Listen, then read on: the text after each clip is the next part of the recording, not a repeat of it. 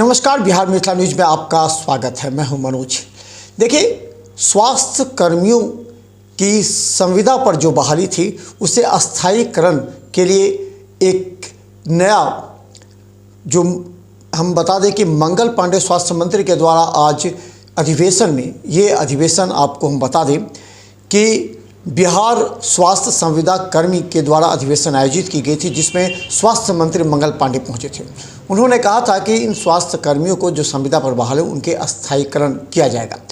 इसे लेकर के तमाम संविदा कर्मियों में खुशी की लहर है। उन लोगों ने खुशी जाहिर करते हुए बिहार सरकार से इसे अविलंब लागू करने की बात की है। चलिए हम आपको दिखाते हैं कि पटना के IMA भवन में इस तरह के कार्यक्रम से पूरे बिहार के स्वास्थ्य सेवा कर्मियों में खुशी की लहर है।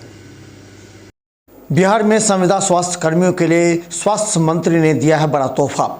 हम बता दें कि पटना के IMA हॉल में अखिल भारतीय स्वास्थ्य एवं राष्ट्रीय स्वास्थ्य मिशन कर्मचारी महासंघ का द्वितीय त्रैवार्षिक राष्ट्रीय अधिवेशन में स्वास्थ्य मंत्री ने घोषणा की कि आने वाले समय में बिहार में भी कैडर लागू किया जाएगा।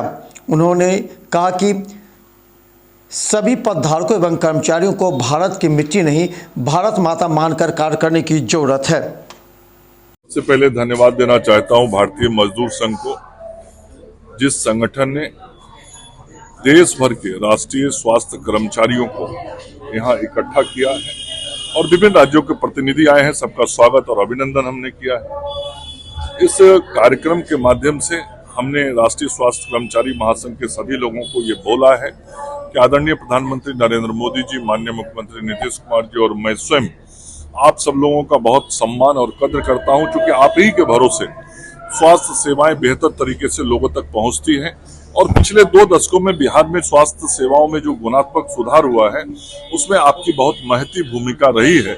और जो स्वास्थ्य सेवाओं के विभिन्न मानक हैं, उन मानकों पर आज बिहार देश में कई राज्यों में नंबर 1 पे दिखाई पड़ता है।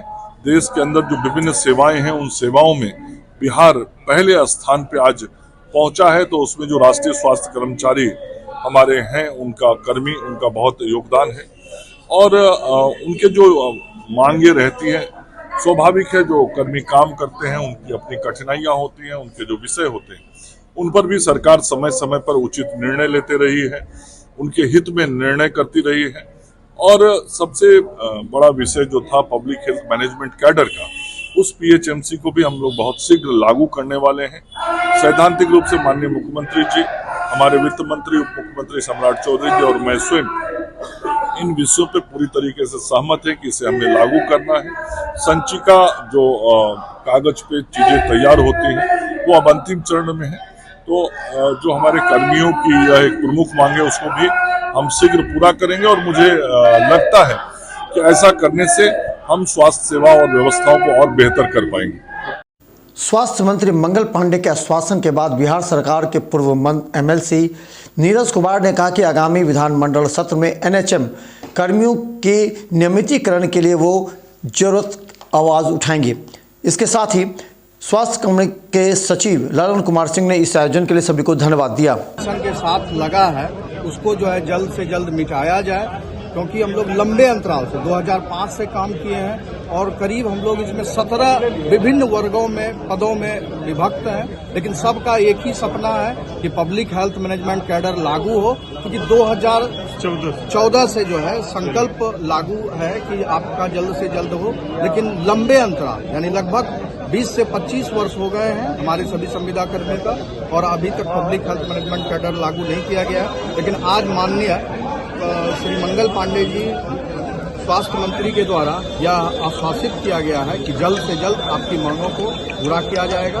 जय संविदा कर्मी, जय बिहार। मैं सुजीत कुमार झा, राष्ट्र स्वास्थ्य संविदा कर्मी संघ के उप सचिव पद पर। धन्यवाद।